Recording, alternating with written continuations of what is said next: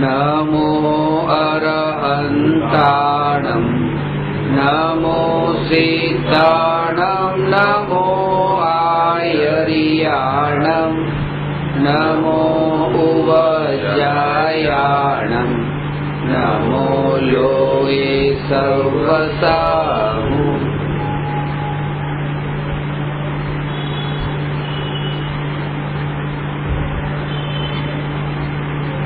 प्रश्न नंबर 346 व्याप्य व्यापक भाव एटले शुं तेने समजवाथी शुं लाभ थाय?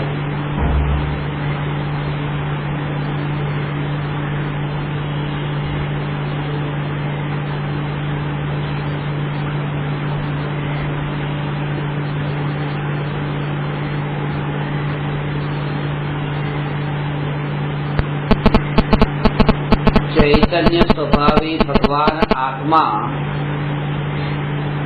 अनादि अनंत चैतन्य रूपे एटले के ज्ञान रूपे जाणवा रूपे निरंतर परिणमे छे।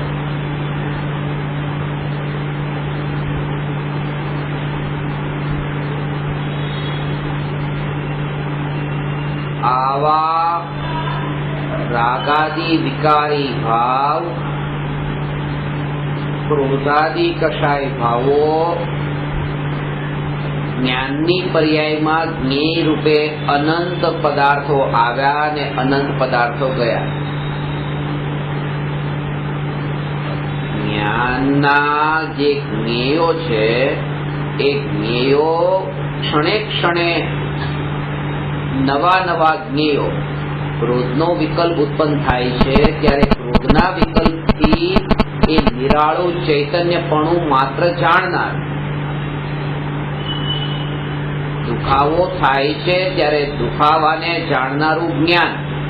दुखावो आजे नथी पण दुखावानुं ज्ञान छे के काले दुखावो थयो हतो तो ए दुखावानुं ज्ञान छे ए तो शुद्ध चैतन्य जे छे ए चैतन्यनुं आ जाणवारूप जे परिणमन जेने दुखावाना ज्ञेय साथेनो कोई संबंध नथी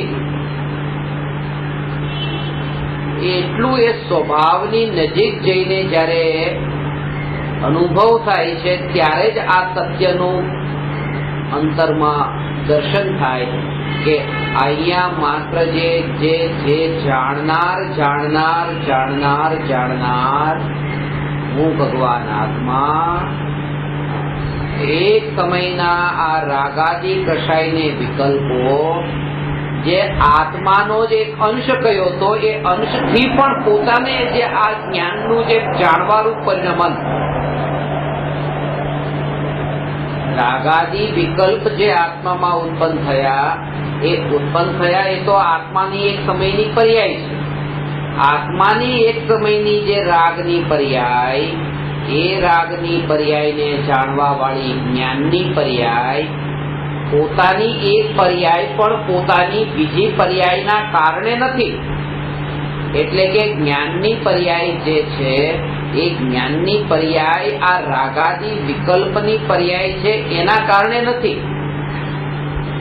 જો આત્માની એક સમયની પર્યાય બીજી પર્યાયની પણ અપેક્ષા રાખતી ન હોય તો આત્માની આ જ્ઞાનની પર્યાય ઘર પુત્ર પત્ની પરિવાર એ જે છે તો એનું જ્ઞાન થાય છે એ છે તો હું ટકેલો છું એ વાત આવી ક્યાંથી? એટલા માટે જાગૃતિ જ્ઞાનીને વર્તે છે કે પોતાની એક સમયની જે આ રાગની પર્યાય જે છે એ રાગની પર્યાયથી પણ મારા આ ચૈતન્ય જ્ઞાનની સત્તા નથી તો પુત્ર પત્ની પરિવાર જે છે એનાથી મારી સત્તા કેવી રીતે હોય? એટલે કે હું તો પોતે પોતાનાથી ટકેલો આમ કહીને નિશ્ચિંત અનંત કાળ માટેની આ નિશ્ચિંતા જીવમાં ઉત્પન્ન થાય એવી જ નિશ્ચિંતા પ્રગટે છે કે હું અનંત કાળ માટે ભય રહિત થયો, ભય રહિત થયો।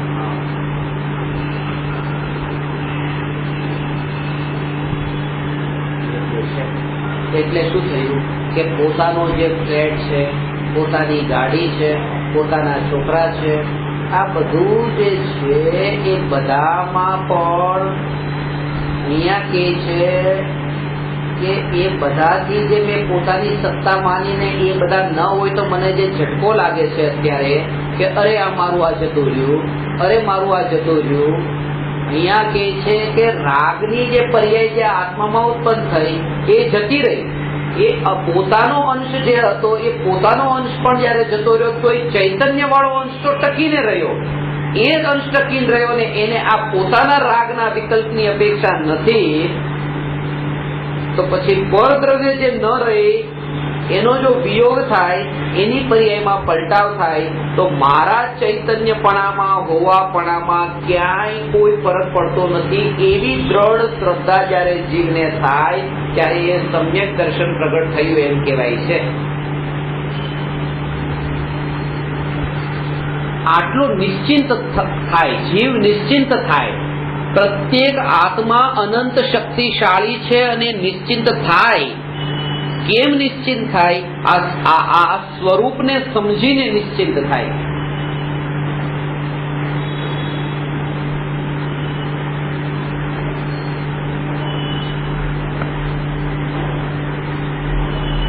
આવી પરિસ્થિતિઓ જીવનમાં આવે.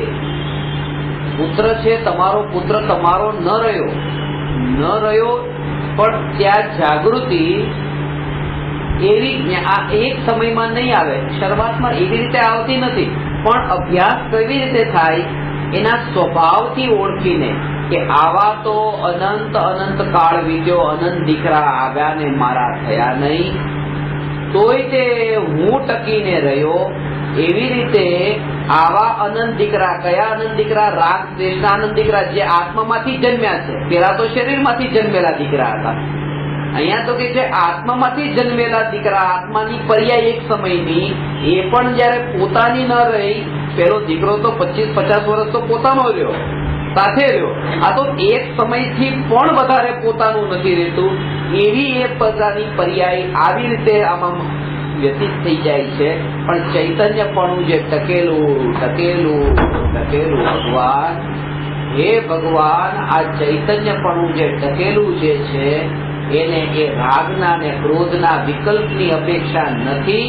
તેથી કરીને તમે નિશ્ચિંત થાવ કે મારી સત્તા મારાથી છે, મને કોઈ ભય નથી. આ નિર્ભયતા અંતરમાંથી પ્રગટ થાય છે. ગુલામી છોડાવે એવી આ વાત છે. કોઈની ગુલામી કરવાની તમારે જરૂર નથી. અને આ વાત એને ન ગમે કે જેને શિષ્ય બનાવવા હોય એને આ વાત ન ગમે. સ્વાભાવિક છે, કારણ કે એનું ગુરુપણું રહ્યું ને ક્યાંથી? પછી એનું ગુરુપણું રહ્યું ક્યાંથી? એને તો ગુલામ બનાવાતા ને. એટલા માટે એને આ વાત ગમતી નથી. અને એને આ વાત ગમતી નથી કારણ કે શિષ્ય પછી બને કોણ? એટલા માટે એને આ વાત બહાર કેવી પણ નથી. નહીં તો શિષ્ય રહી નહીં.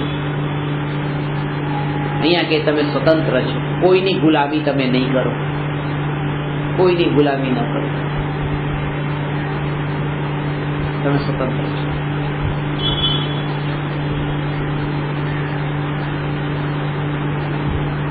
અને કૃપાળુદેવના એ દ્રષ્ટાંતો લઈને પછી આ વાત કે છે.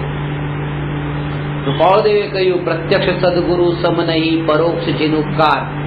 એ કૃપાળુદેવના વાક્ય છે. જે સદગુરુ ઉપદેશથી પામ્યો કેવળ જ્ઞાન, ગુરુ રહ્યા સદમત પણ વિનય કરે ભગવાન. એ બધી વાત કે છે. પણ કૃપાળુદેવની જે સમ્યક એકાંતની વાત જે હતી એ વાત ત્યાં નહીં લાવે પછી, કારણ કે એ વાત આવે તો બધું જ છૂટી જાય છે.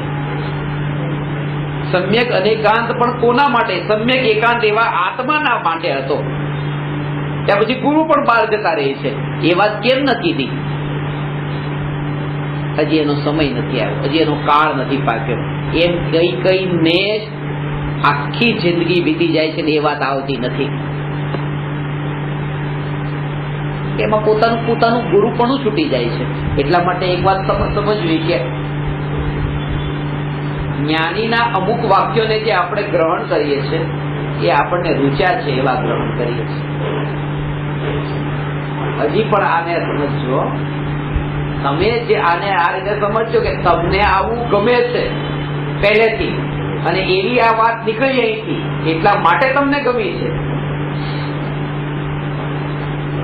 સ્વભાવ આવો છે એટલે રૂચ્યો છે, એ તો અનુભવીને રૂચે છે.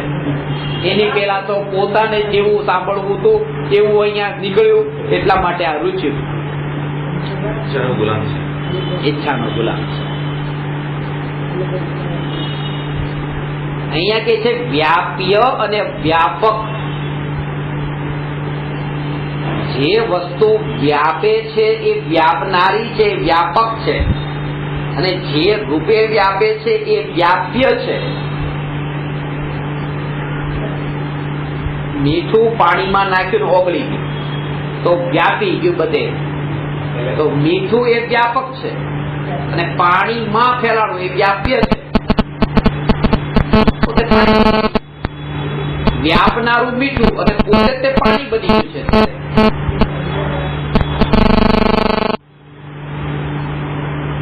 એવું અહીંયા કે છે કે વ્યાપ્ય વ્યાપક ભાવ એટલે શું?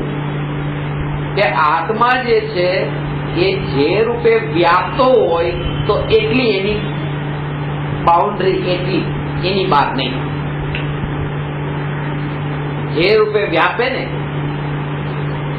એટલી એની બાઉન્ડ્રી.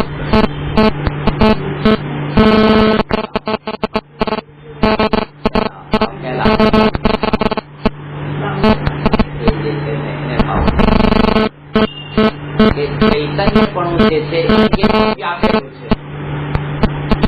એટલું વ્યાપ્યું છે. એ ચૈતન્યપણું વ્યાપ્યું છે પોતાના ચૈતન્યપણા રૂપે. જ્યાં જ્યાં જ્ઞાન પ્રદેશ છે, જ્યાં જ્યાં ચૈતન્ય પ્રદેશ છે ત્યાં તો ચૈતન્યપણું વ્યાપેલું છે. પણ જે રાગનો વિકલ્પ છે ત્યાં ચૈતન્યપણું વ્યાપ્યું છે. આ જ્યાં રાગ છે ને, રાગ જે છે ત્યાં ચૈતન્યપણું વ્યાપેલું છે.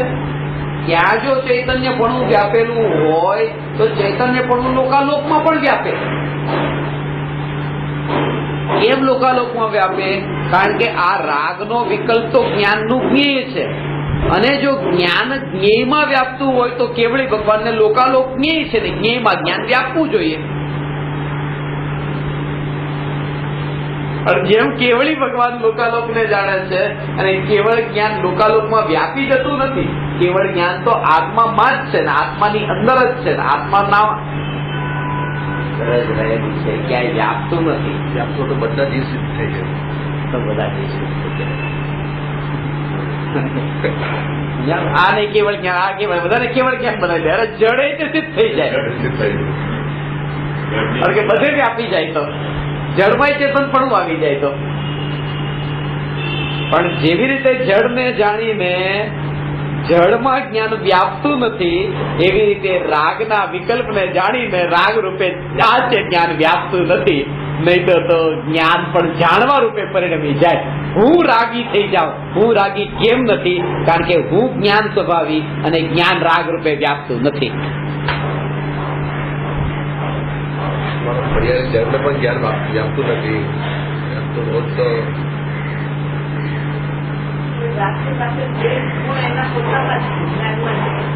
જ્ઞાન જે છે એ વ્યાપનાર એટલે દ્રવ્ય જે છે એ દ્રવ્ય વ્યાપે છે અને પર્યાય રૂપે વ્યાપે છે, એટલે પર્યાય રૂપે પરિણમે છે. એટલે જેમ અંદરમાં જે કુંડામાં જે પાણી છે એ જ ફુવારામાં ઉછળ્યું છે, હતું એ જ ઉછળ્યું છે, પછી એવું મળ્યું છે હતું એ જ ઉછળ્યું છે, તો એ પાણી કોઈ અલગ નથી. એ જે હતું એનું એ જ છે, અલગ નથી. એવી રીતે જ્ઞાન જ્ઞાન રૂપે પરિણમે છે. એટલે કે ગુણોના પરિણમનને જે પર્યાય કહી છે ને, એ ગુણોનું પરિણમન છે. આ જ્ઞાન સ્વભાવ જે છે, આ જ્ઞાન ગુણ છે, એ જ્ઞાન ગુણ જાણવા રૂપે પરિણમી રહ્યો છે. આ જાણવું એટલે પર્યાય, જ્ઞાન એટલે ગુણ. આત્મા દ્રવ્ય, જ્ઞાન એનો ગુણ અને જાણવું એની પર્યાય. અને ગુણોના પરિણમનને પર્યાય કહે છે, એટલે જ્ઞાનના પરિણમનને જાણવું કહે છે. એટલે કે ને જાણનાર જાણનાર જાણનાર, આ જે એક જાણવા રૂપે પરિણમતું એવું આ જ્ઞાન જાણવા રૂપે પરિણમતું. અને પરિણમતું જ્ઞાન એમાં પણ જેને જ્ઞાન જ દેખ્યું છે, એમાં એને જ્ઞાન દેખ્યું છે. શરીરમાં જે વહી રહેલું લોહી, પણ કીધું ને તમારામાં લોહી ઘટી ગયું છે, એમાં કે લોહી વહેતું ઘટી ગયું છે, એમ છે લોહી ઘટી ગયું છે.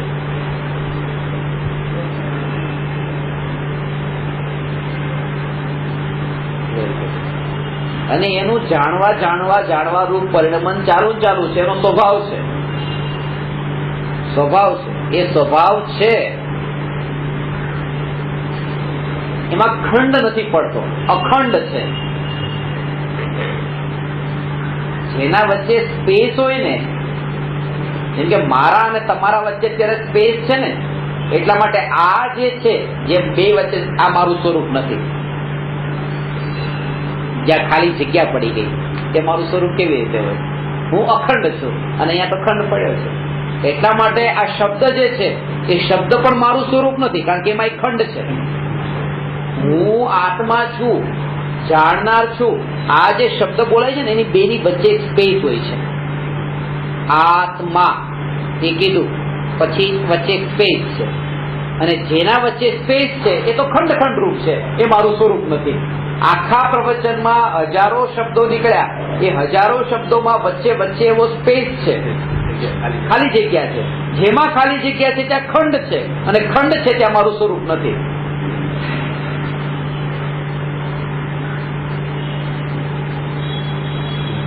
નિદ્રામાં પણ જ્ઞાન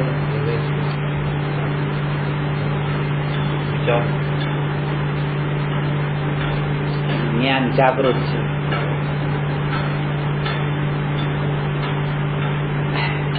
કન્ટિન્યુટી છે એટલે તો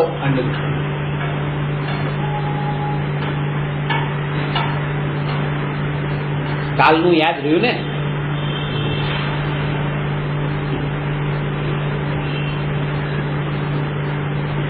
એ જાણનાર અખંડ હતો, પણ મૃત્યુ થાય ત્યારે પછી કાલનું યાદ નથી રહેતું. તો પછી અખંડ હતો તો પછી કેમ યાદ ન રહ્યું? જેમ ઊંઘીને ઉઠ્યો ત્યારે યાદ રહ્યું, એવી રીતે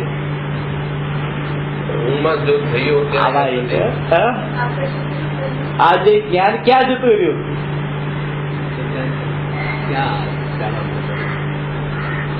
જેમ અત્યારે આપણે ઊંઘી ગયા તો ઊંઘમાં જ્ઞાન તો જાણવાનું કામ કરે જ છે, અને અખંડ છે. પાછું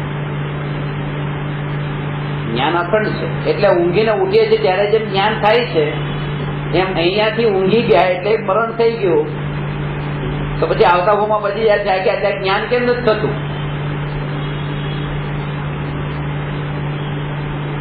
એટલે આ મિથ્યાત્વથી માટેની છે ને બહુ મોટી આ વાત છે. એ સમયની ઝટકો.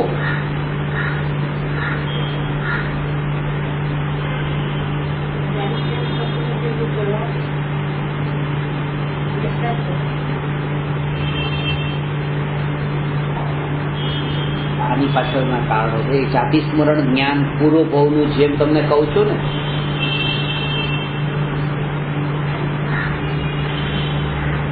કે આ દેશમાં પગ મૂકતા એમ ખબર પડે કે આ બાજુ ડાબી બાજુ રસ્તો છે, જમણી બાજુ રસ્તો છે, અહીંયા આમ છે, અહીંયા આમ છે, અહીંયા આમ થવાનું છે. જ્ઞાન તો થાય છે, અખંડ છે. આ જ્ઞાન પૂર્વ ભવનું જે હતું એ જ જ્ઞાન આ ભવમાં છે, એ જ જ્ઞાન છે. પણ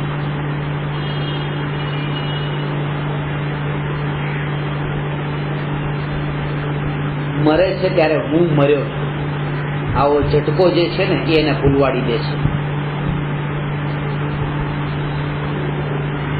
આવો ઝટકો દરેક વ્યક્તિના જીવનમાં આવે છે. એ બહુ ઝટકો ખતરનાક છે.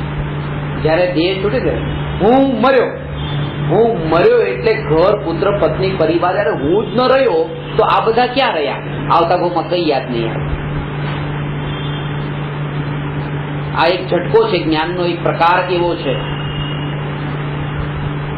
મિથ્યાત્વના લીધે આ વાત સમજવા જેવી છે, બહુ સમજવા જેવી છે.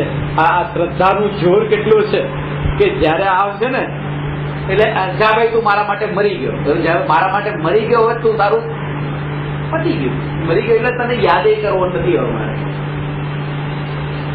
જ્યારે આ પોતાની સત્તા માની કે હું અહીંયા છું,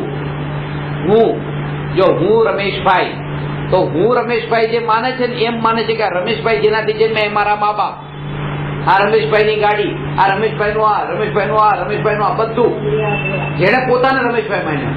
અને જયારે મરણ આવ્યું ત્યારે હું મરી ગયો એટલે રમેશભાઈ મરી ગયા, અને રમેશભાઈ જ મરી ગયા તો પછી રમેશભાઈ નું કઈ શકાય તો બધું મરી ગયું. તો આવતા ભાવમાં જે છે ને એ રમેશભાઈ નું જે હતું એનું જ્ઞાન નથી, પણ રમેશભાઈ નું જે કઈ પણ અહીંયા હતું સમજાણું, એમાં જે મોહનો ભાવ હતો એ ન મરી ગયો, એ રહ્યો, એ કેરી ફોરવર્ડ ગયો. અને એટલા માટે હવે જે સુરેશભાઈ તરીકે છે તો આ સુરેશભાઈ હું, એ મોહનો ભાવ ત્યાં.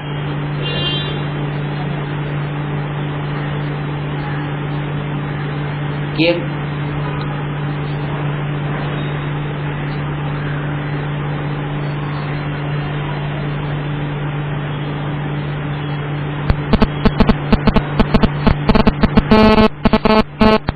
આટલું એનું ગાઢ કે મરણ સમયનો એક ઝટકો હોય છે જીવનમાં, એક વાર આવે છે ઝટકો, દરેક જીવના જીવનમાં આવે છે એ ઝટકો, એક સમયનો ઝટકો હોય છે.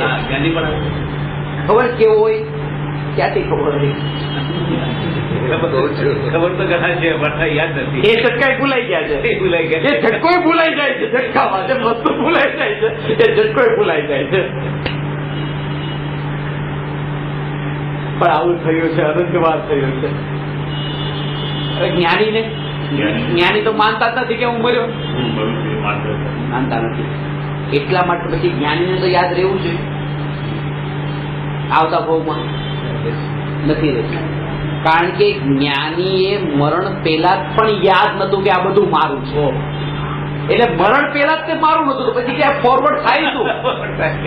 આગળ કેરી ફોરવર્ડ શું થાય? પહેલા જ તે છોડી દીધું કે હવે મારું કઈ છે જ નહીં, તો આવતા ભાવ માં ભાઈ મારું કઈ હતું નહીં, તો યાદ આવે શું? અને હજી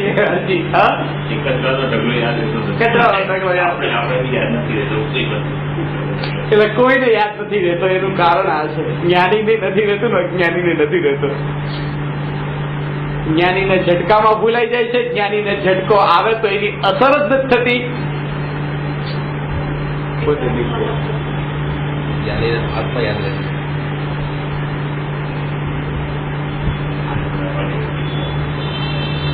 એ બહુ ઊંડો ઝટકો છે. અને શાસ્ત્રમાં હું તમને એક વાક્ય એવું બતાવીશ, એનો આ ભાવ અંદરથી નીકળે છે, એ વાંચીએ તો નહીં ખ્યાલમાં આવે આ ઝટકા વાળી વાત.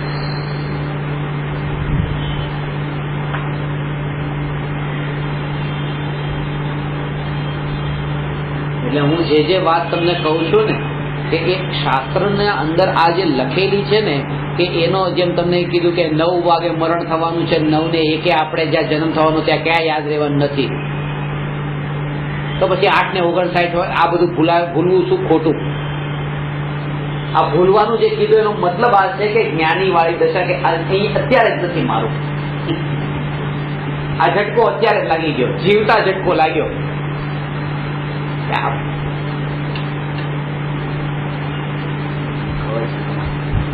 આમાં એ બેમાં ફરક શું છે? સમ્યક દર્શનમાં ને મરવામાં.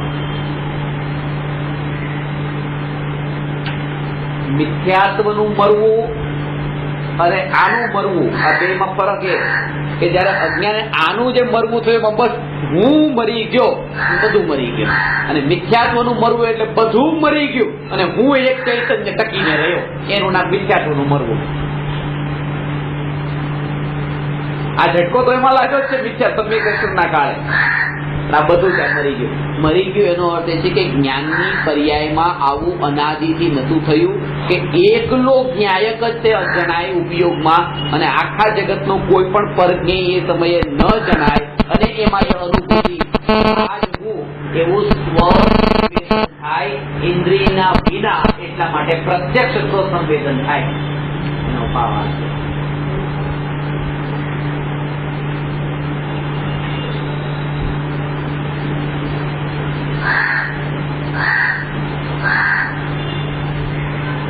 નિગોદિયા જીવને એક શ્વાસ લે છે એમાં 18મા ભાગમાં, એક શ્વાસના 18મા ભાગમાં આવા ઝટકા લાગે છે. હું જન્મ્યો, હું મર્યો, હું જન્મ્યો, હું મર્યો. જ્ઞાન એને કે એટલું ક્યાં છે? એ ભાવ છે ત્યાં. કારણ કે એ જે છે એ જ્ઞાનના કારણે આધીન નથી, જ્ઞાન ઉપર આધીન નથી. હું જન્મ્યો, હું મર્યો એ મોહ ઉપર આધીન છે, અને મોહ તો ત્યાં કાળ ભરેલો પડ્યો છે. કે હું જન્મ્યો, હું મર્યો એ મોહનું પરિણામ છે, જ્ઞાનનું પરિણામ નથી. એટલા માટે એમ નહીં માનતા કે જે બેહોશીમાં ને બેભાનમાં શરીર છોડી દે એને એ ઝટકો નહીં લાગ્યો હોય, એને પણ એ ઝટકો તો લાગે છે. નિગોદિયાને લાગે તો એને કેમ ન લાગે? કોમામાં જેનું મરણ થયું છે એને એ ઝટકો તો લાગ્યો છે.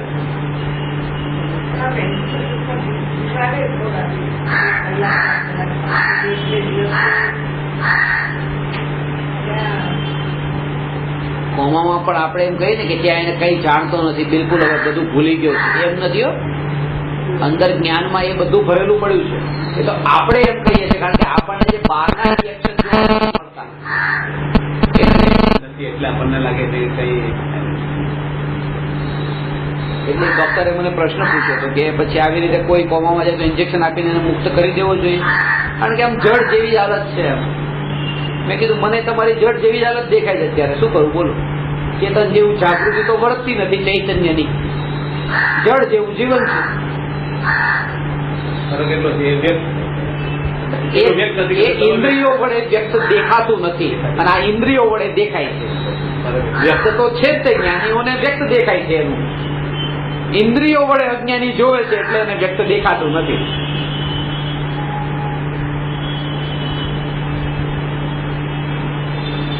કોને ઇન્જેક્શન આપે? આ ઝાડમાં આમ જેમ આમના મત પડેલા છે કોમા વાળાની જેમ કાપા માંડો બધા ઝાડ.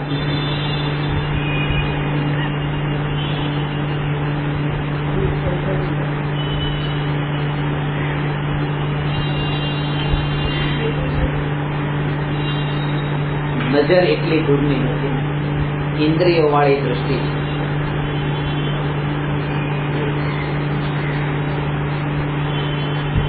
વ્યાપનારું જ્ઞાન જાણવા રૂપે જ વ્યાપે છે, પણ જ્ઞાન જે છે એ જ્ઞાન ક્રોધ રૂપે વ્યાપતું નથી ને રાગ રૂપે વ્યાપતું નથી.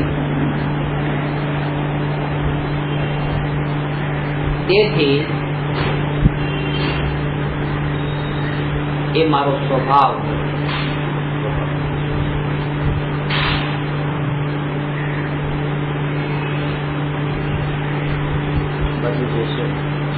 એક ક્લાસરૂમ છે ને ક્લાસરૂમમાં શિક્ષકોએ વિદ્યાર્થીને કહ્યું કે બધી વસ્તુ ક્લાસરૂમમાં જે છે લખી લો.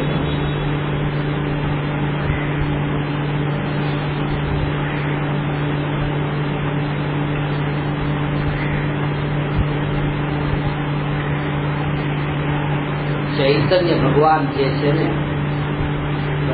એ વ્યાપતો નથી રાગ રૂપે ને વિકલ્પ રૂપે. એ પોતે ટક્યો એ ધ્રુવ ધારા એક સરખી.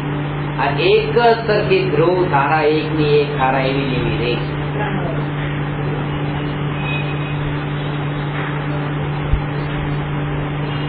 ધ્રુવ એક પણ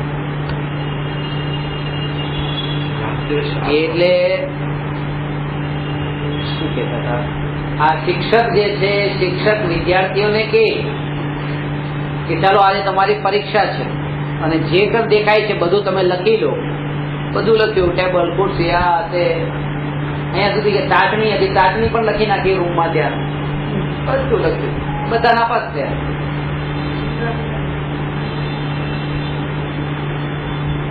પ્રકાશ જેના થકી આ બધું દેખાય, પ્રકાશ નતો લખ્યો.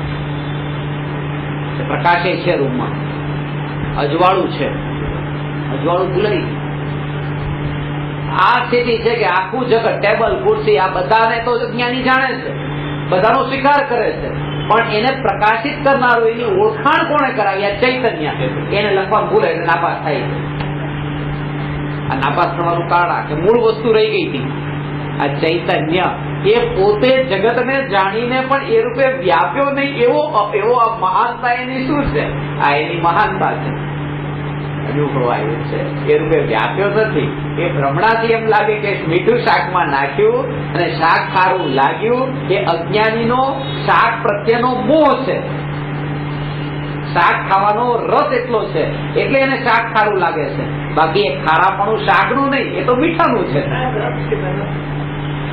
એવી રીતે જ્ઞાન જે છે એ જગતને જાણવા રૂપે જયારે પરિણમે છે, અજ્ઞાનીને એમ લાગે ટેબલનું જ્ઞાન છે, મને ખુરશીનું જ્ઞાન છે. અરે ટેબલનું ને ખુરશીનું જ્ઞાન છે ક્યાં? એ તો જ્ઞાન આત્માનો સ્વભાવ છે, આત્માનો સ્વભાવ છે. એ ટેબલનો ને ખુરશીનો નથી. પણ એની સાથે એવો તન્મય થઈને જાણે છે એટલે ટેબલનું જ્ઞાન, ખુરશીનું જ્ઞાન. એમ અહીંયા કે છે આ જ્ઞાન આત્માનો સ્વભાવ. ભાવથી ભીંજાઈ સમજશે તો ક્યાંકમાં આવશે, નહીં તો નહીં આવે.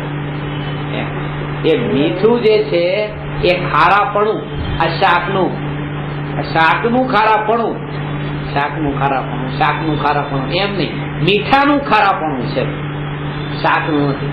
એવા છે કે મીઠાનું ખારાપણું શાક સાથે અનુભવમાં આવે છે. એમ મીઠું કોરું ને એમ જ્ઞાન એકલું નહીં, કોઈને કોઈ જ્ઞેયને જાણતી વખતે અનુભવાય છે, પણ અનુભવમાં આવે છે ત્યારે જ્ઞાનનો જ અનુભવ છે, કે જ્ઞેયનો અનુભવ નથી.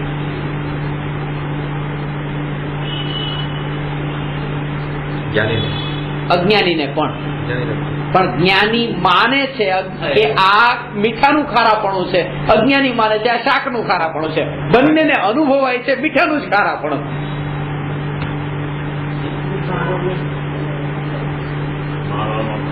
જેને શાક ખાવામાં રસ નથી એ ભેદ કરી શકે છે કે આ જે મીઠાપણું ખારાપણું છે, મીઠાનું ખારાપણું છે, એ શાકનું નથી.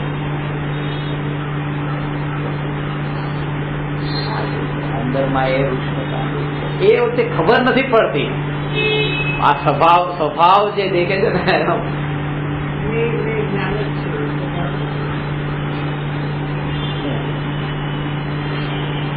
એ અંદર જે વ્યાપ્યું છે એમ.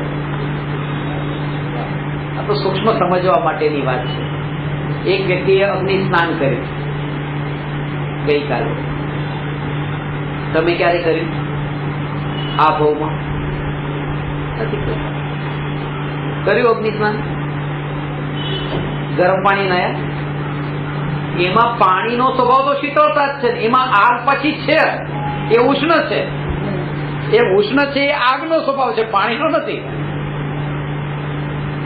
એ આગ છે, એ અગ્નિ સ્નાન થઈ રહ્યું છે, એટલું બધું નથી થતું. આ બહુ સૂત્ર છે. શાકનું ખારાપણું જે છે વિચાર્યું નથી ને કે આ મીઠાનું ખારાપણું છે. એ પાણી જે ગરમ લાગે એ અગ્નિની ઉષ્ણતા છે, આ પાણીની નહીં. પાણી તો શીતળ સ્વભાવ છે. આ સ્વભાવની વાત છે. એટલો ભેદ પડે ક્યારે કે આગ ગરમ લાગી છે, પાણીથી નાવાનું થાય છે, પણ જે ગરમપણું છે એ પાણી નહીં, આ આગ છે.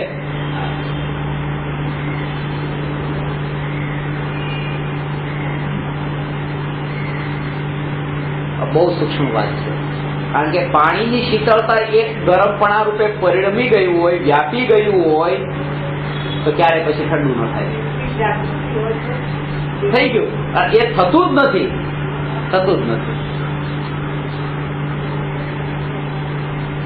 કેટલો સૂક્ષ્મ ભેદ છે. આના માટે દ્રષ્ટિની સૂક્ષ્મતા જોઈએ. એવી રીતે કહે છે અહીંયા કે આ જે અનુભવમાં આવે છે, આ રાગ દ્વેષના ભાવ જે જ્ઞેય છે, જે શાક છે, અને એમાં જે જણાય છે એ જ્ઞાનનો અનુભવ થાય છે, ક્યાં ક્રોધનો નહીં. એમાં જો રસ ઉત્પન્ન થાય એ શું છે? એ પણ જ્ઞેય છે. એ પણ જ્ઞેય છે. એ પણ જ્ઞાનનું જ્ઞેય છે. રસ પણ જ્ઞાનનું જ્ઞેય છે. રાગ છે. રસ એટલે કે રાગ છે.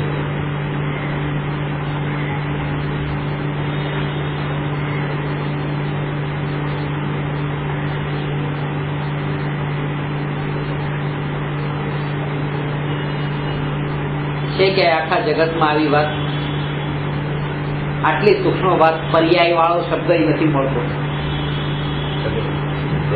તો આ સ્વભાવ, કારણ કે પેલી જે બધી વાતો જે છે ને, જે આ વાત એટલે દુર્લભ લાગે છે એક જ કારણ કે પૂર્વ ભવની વાસનાને છોડાવવા વાળી વાત છે. અને એને છોડવી નથી. પૂર્વ ભવોની જે ચાલતી આવતી વાસનાઓ છે એમાં રસ એવો છે કે એક આમ કાન ન પકડે તો આમ પકડે, પણ એને છોડવી નથી. એટલા માટે થઈને એને આ માર્ગ રૂચતો નથી. આ માર્ગ તો એને રૂચે જેને જડ મૂળથી પોતાના વિકારોને વિરામ મળતો હોય તો એ જીવને રૂચે છે. એ જીવને આ વાત રૂચે છે. એટલે સાધુપણું પાળવું રૂચે છે, ઢગલાબંધ દીક્ષાઓ રૂચે છે, કારણ કે એમાં કરતા પણ પોષાય છે કે હવે અમે આ કામ નહીં કરીને હવે અમે આ કામ કરવાના છે. એટલા માટે એની રુચિ વાળા તો હજારો છે, પણ ચૈતન્યની રુચિ એમાં અકર્તા ભાવ છે અને પૂર્વ ભાવની વૃત્તિઓ એમાં છૂટે છે. આવું સ્વરૂપ છે. ભાવ પડેલા છે પણ પરમાત્મા વાળી જે દ્રષ્ટિ છે ભાવ ઉપર ખાલી ડાયવર્ટ થયા છે. બધા ભાવ પડેલા છે એટલા માટે રૂચે છે. હજી આનો થોડો ખુલાસો અપેક્ષિત છે. વ્યાપે વ્યાપક ભાવ કાલે આના ઉપર વિસ્તાર નમો અરહંતાણમ નમો સિદ્ધાણમ નમો આર્યરિયાણમ નમો